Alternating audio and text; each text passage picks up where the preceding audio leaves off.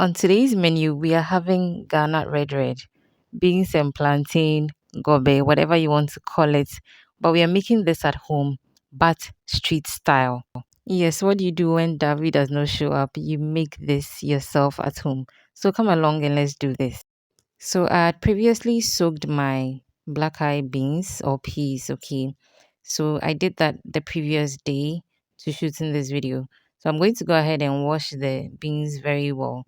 What soaking does is to first of all soften the beans a bit and also get rid of some of the gas, like we call it, in the beans, okay?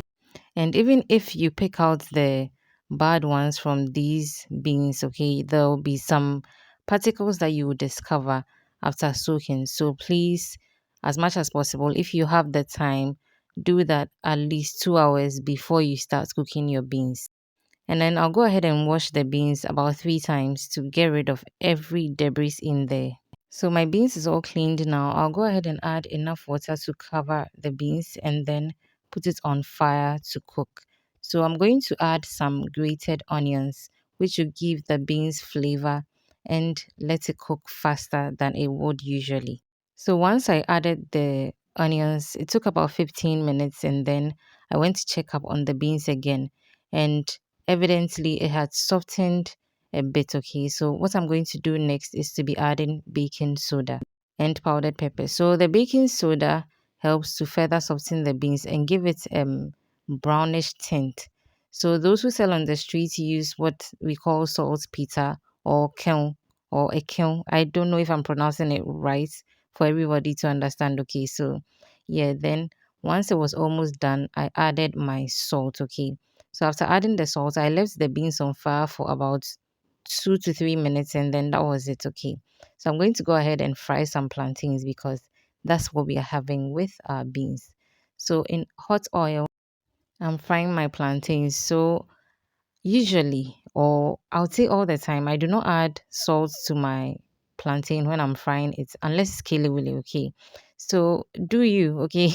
If you've watched the video till this end, thank you so much for joining me today.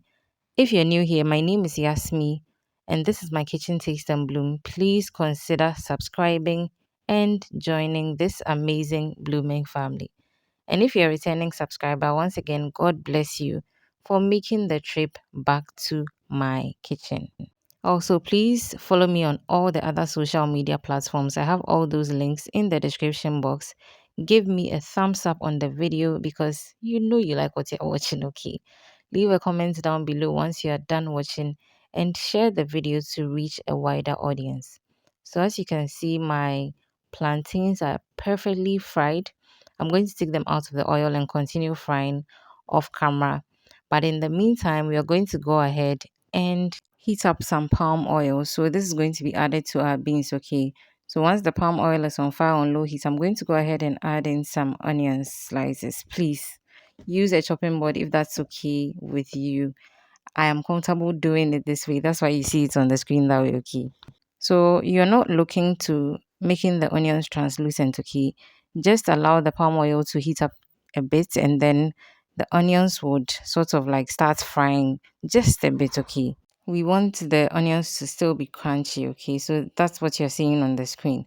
And let's go ahead and plate. So sometimes the beans is served in plantain leaves, but of course I don't have those at home, so I'm going to do with my plate.